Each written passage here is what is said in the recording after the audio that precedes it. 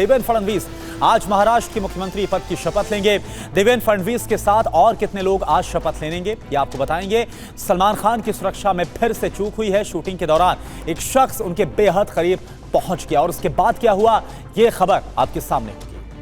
साथ ही बात करेंगे संभल के चंदौसी की, जहां प्रशासन का बुलडोजर एक्शन हुआ है, और बात करेंगे पुष्पा 2 की और बताएंगे पुष्पा 2 को लेकर कैसी दीवानगी है। 8 बजे की बड़ी खबरें विस्तार से आपको बताते हैं। सबसे पहले महाराष्ट्र से खबर है, जहां सियासत से जुड़ी एक बड़ी अपडेट आ रही है। डिप्टी सीएम पद पर एकनाथ शिंदे ने अब तक अपने पत्ते नहीं खोले। बीती रात देवेंद्र फडणवीस ने एकनाथ शिंदे से मुलाकात की है। सूत्रों से खबर है कि शिंदे चाहते हैं कि आज कुछ मंत्री भी शपथ लें। मुलाकात में मंत्रालय को लेकर भी चर्चा हुई है।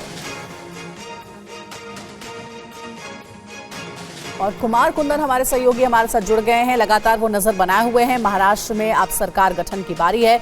कुमार कुंदन, एकनाथ शिंदे को लेकर के अभी भी कहा जा रहा है कि उनके मन में क्या है वो साफ साफ बोल नहीं पा रहे हैं। डिप्टी सीएम बनेंगे या नहीं उसको लेकर के भी अभी क्लियरिटी उन्होंने नहीं दी है। कहा जा रहा है अब तक अपने पत्ते बचा कर रखे हैं। क्या चल रहा है इस वक्त? देखिए, 2 तरह की खबरें आ रही थी। ऐसा भी आ रही थी कि अगर उनके मनमाफिक मंत्रालय नहीं मिला तो वो नहीं बनेंगे और इस बात को लेकर वो प्रेशर कर रहे थे। लेकिन इस तरह की खबरें आई कि अपनी जगह किसी और को वो बनाए। लेकिन कल शाम में जो बैठक हुई है उस बैठक के बाद इस बात के कयास लगाए जा रहे हैं कि अब वो खुद ही डिप्टी सीएम बनेंगे और वो डिप्टी सीएम की आज शपथ लेंगे। तो कल जिस वक्त राजभवन वो गए थे उस वक्त तक इस तरह की उहापोह की स्थिति थी, लेकिन शाम को देवेंद्र फडणवीस खुद गए और उनसे साथ मुलाकात की और मुलाकात करने के बाद अब क्लियर है कि शिंदे ही बनेंगे डिप्टी सीएम।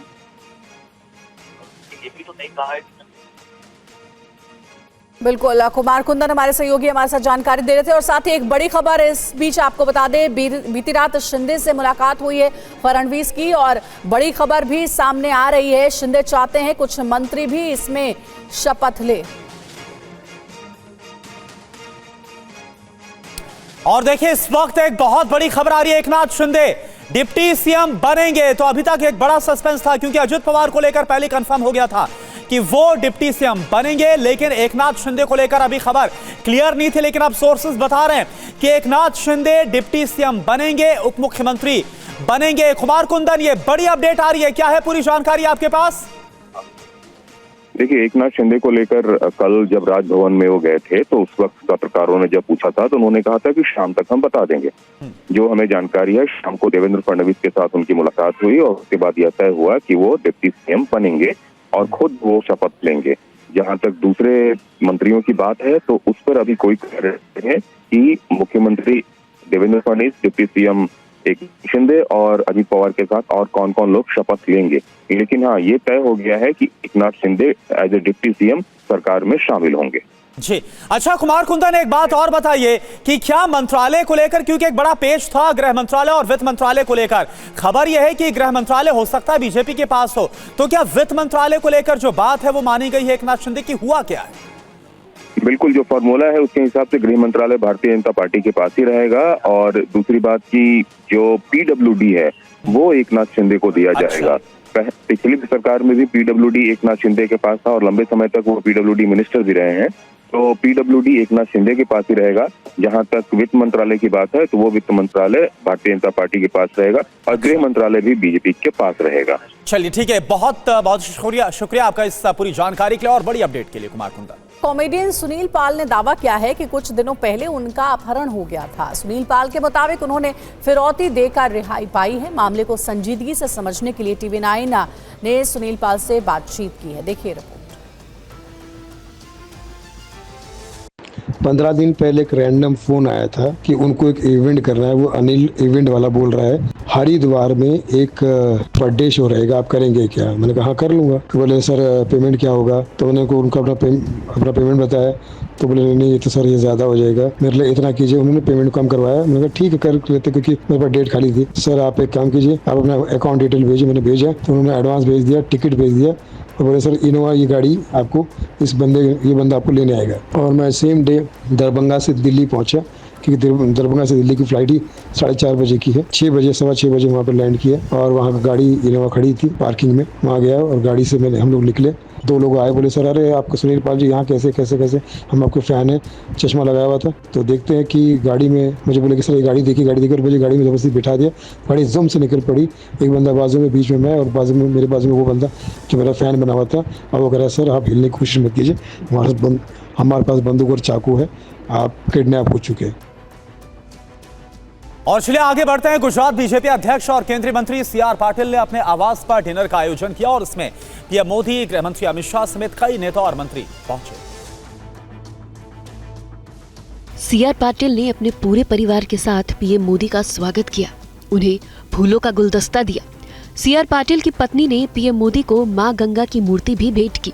इस मौके पर बीजेपी अध्यक्ष जेपी नड्डा और गृह मंत्री अमित शाह भी मौजूद रहे। डिनर में एनडीए के कई नेता और केंद्रीय मंत्रिमंडल के कई मंत्री भी मौजूद थे। गुजरात के मुख्यमंत्री भूपेंद्र पटेल भी इस डिनर में मौजूद थे। डिनर के बाद पीएम मोदी ने सभी नेताओं के साथ तस्वीरें भी खिंचवाई।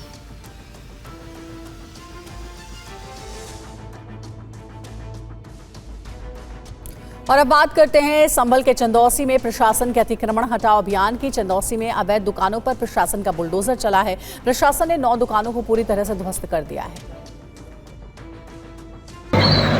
संभल के चंदौसी में बुलडोजर की कार्रवाई ने रफ्तार पकड़ ली है। चंदौसी के संभल गेट पर बीएमजे इंटर कॉलेज के सामने बनी अवैध दुकानों को नगर निगम की टीम ने बुलडोजर से ढा दिया। संभल के डीएम के आदेश पर अतिक्रमण विरोधी अभियान चलाया गया। इस दौरान मौके पर बड़ी संख्या में पुलिस फोर्स की तैनाती भी की गई थी। कई जगहों पर लोग जिला प्रशासन की सख्ती को देखते हुए खुद ही अपनी दुकान हटाते हुए नजर आए। हालांकि नगर निगम का कहना है कि जिन लोगों की दुकानें तोड़ी गई हैं, उन्हें उनकी दुकानों के पीछे जमीन दी जाएगी। तो हमने ये प्लान बनाया है कि जो इन पीछे जगह है नगर पालिका की, उसमें इनको जितना काटा गया है आगे से उतना पीछे इनको दे दी जाएगी। नगर पालिका की कार्रवाई से कुछ नाराज भी दिखे। उन्होंने बुलडोजर एक्शन के खिलाफ डीएम से शिकायत की। लोगों की शिकायतें सुनने के लिए प्रशासन की तरफ से जनता दरबार भी लगाया गया। मुझे लगता है लगभग 30-35 शिकायतें तो आई है, जिसमें से जो अतिक्रमण की है वो 6-7 होगी ज्यादा से ज्यादा। चंदौसी में बुलडोजर एक्शन पर एआईएमआईएम चीफ असुद्दीन ओवैसी ने विरोध जताया। उन्होंने कहा, संभल में जो बुलडोजर एक्शन हुआ वो सुप्रीम कोर्ट के फैसले के खिलाफ है। सुप्रीम कोर्ट की गाइडलाइंस के मुताबिक 15 दिन का नोटिस होना चाहिए। जिनका घर टूटने वाला है उन्हें अपनी बात रखने का मौका देना चाहिए और बुलडोजर को किसी मुजरिम को सजा देने के लिए इस्तेमाल नहीं किया जा सकता। इधर सलमान खान की सुरक्षा में एक बार फिर से चूक हुई है। मुंबई में शूटिंग साइट पर एक अनजान शख्स घुस आया।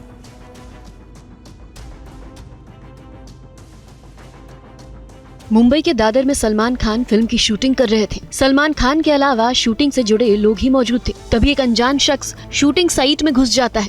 अनजान शख्स को देखकर लोगों को शक हुआ तो उन्होंने पूछताछ की गई तो संदिग्ध शख्स लॉरेंस बिश्नोई का नाम लेकर धमकाने की कोशिश करने लगा। सलमान के सुरक्षा गार्ड्स ने उसे पकड़ लिया और पुलिस को इसकी जानकारी दी। पुलिस उस शख्स को पूछताछ के लिए शिवाजी पार्क पुलिस स्टेशन ले गई है। मुंबई पुलिस संदिग्ध शख्स से पूछताछ कर रही है। सलमान खान को लॉरेंस बिश्नोई गैंग से लगातार जान से मारने की धमकियां मिल रही हैं। हालांकि धमकियों के बीच भी सलमान खान ने अपना काम जारी रखा और लगातार शूटिंग पर जा रहे हैं। सलमान खान के करीबी दोस्त और एनसीपी नेता बाबा सिद्दीकी की इसी साल 12 अक्टूबर को हत्या कर दी गई थी। हत्या की जिम्मेदारी लॉरेंस बिश्नोई गैंग ने ली थी, जिसके बाद सलमान खान की सुरक्षा बढ़ा दी गई। सलमान को सरकार की तरफ से Y+ कैटेगरी की सुरक्षा मिली है। उनके घर के बाहर भी सुरक्षा के कड़े इंतजाम है। सुखबीर सिंह बादल पर हुए हमले को लेकर पंजाब की सियासत में संग्राम छिड़ गया है। शिरोमणि अकाली दल के नेता सरकार और पुलिस की नाकामी बता रहे हैं, तो वहीं सरकार के मंत्री पुलिस का बचाव करते नजर आ रहे हैं। सिर्फ सुखबीर जी को बचा गई। पंजाब पुलिस फेल हुई है। भगवंत मान जैसे सिद्धू मूसेवाले केस में फेल हुआ था, फिर फेल हुआ है। जैसे लॉरेंस बिश्नोई के इंटरव्यू के मामले में फेल हुआ है, फिर फेल हुआ है। पूर्व डिप्टी सीएम सरदार सुखबीर सिंह बादल के ऊपर गोली चलाने का जो प्रयास किया है, जो हमारी पंजाब सरकार की सिक्योरिटी ने उसको फेल कर दिया और उनको कामयाब नहीं होने दिया, तो ये पंजाब सरकार ने बहुत इनकी कामयाबी है। और वहीं केंद्र सरकार नाराज किसानों को मनाने में जुट गई है। दिल्ली में गृह मंत्री अमित शाह और कृषि मंत्री शिवराज सिंह चौहान के बीच किसानों की मांगों को लेकर बैठक हुई है।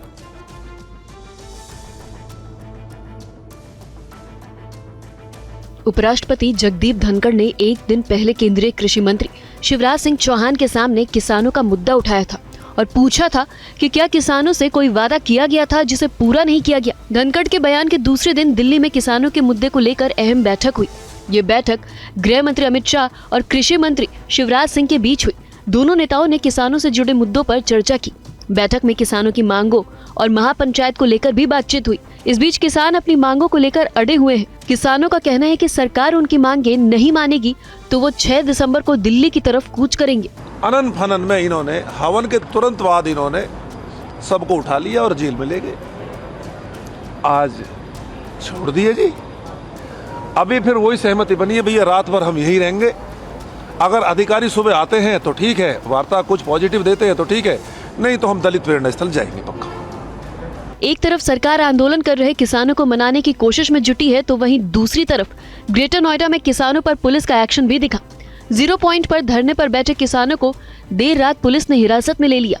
महापंचायत में तय हुआ था कि ग्रेटर नोएडा के 0 पॉइंट पर किसान रात भर धरना देंगे और सुबह तय होगा कि धरना 0 पॉइंट पर ही जारी रहेगा या फिर प्रेरणा स्थल पर फिर से धरना दिया जाएगा। लेकिन देर रात बीटा 2 थाना पुलिस ने धरने पर बैठे लगभग 1 दर्जन से अधिक किसानों को हिरासत में ले लिया। पुलिस हिरासत में लिए गए किसानों को किसी अज्ञात स्थान पर ले गई है। झारखंड में आज हेमंत सोरेन सरकार का कैबिनेट विस्तार होगा। कांग्रेस कोटे से 4 विधायकों को मिल सकती है सरकार में जगह। 28 नवंबर को हेमंत सोरेन ने सीएम पद की शपथ ली थी। उनके साथ किसी भी विधायक ने मंत्री पद की शपथ नहीं ली थी। आज सोरेन सरकार का मंत्रिमंडल विस्तार होगा। सूत्रों की माने तो नए मंत्रिमंडल में कांग्रेस कोटे से 4 मंत्रियों को जगह मिल सकती है। सोरेन मंत्रिमंडल में कांग्रेस कोटे से दीपिका पांडे, इरफान अंसारी, शिल्पी नेहा टिर्की और राधा कृष्ण किशोर को मंत्री बनाया जा सकता है। गठबंधन की सरकार है तो जितनी भी पार्टियां हैं सब लोग अपने अपने प्रतिनिधियों को चुनेंगे। सब लोग उसमें कोशिश यही करेंगे। इधर असम के हिमंत बिस्वा शर्मा सरकार ने बीफ को लेकर बड़ा फैसला लिया है। राज्य सरकार ने बीफ पर पूरी तरह से बैन लगा दिया है। असम के किसी भी होटल, रेस्टोरेंट या फिर सार्वजनिक कार्यक्रमों में बीफ परोसने पर रोक लगा दी गई है। असम के मुख्यमंत्री हिमंत बिस्वा शर्मा ने खुद इसका ऐलान किया है। असम में गोमांस कोई भी रेस्टोरेंट और होटल में सर्व नहीं होगा और साथ में कोई पब्लिक फंक्शन में भी या पब्लिक प्लेस में भी ये सर्व नहीं किया जाएगा। सो ये हमने कंप्लीटली होटल, रेस्टोरेंट और पब्लिक प्लेस में बीफ को हमें कंजम्पशन ऑफ बीफ, मांस को खाना हमने आज से बंद करने का निर्णय लिया। कांग्रेस ने असम सरकार के फैसले को गैर संवैधानिक बताया है। कांग्रेस का कहना है कि किसी को उसकी पसंद का खाना खाने से नहीं रोका जाना चाहिए। Our constitution has given freedom to every people of India to have their choice of food, to have their choice of dress, and it is not new. They are following the principles of RSS. They are. AIUDF ने भी असम सरकार के फैसले पर विरोध जताया है। मुर्गी खाएगा या सब्जी खाएगा, इसको लेके कैबिनेट में डिसीजन लेना मैं समझता हूँ इसका ज्यादा इंपॉर्टेंस मैं नहीं रखता, मैं नहीं देता। अब बीजेपी देखिए कैसे मतलब वो है, पार्टी है। गोवा में बीजेपी बीफ बंद नहीं कर सकते। वहाँ बीजेपी गोवा में बीफ बंद करेंगे तो एक दिन में गिर जाएगी उनकी सरकार।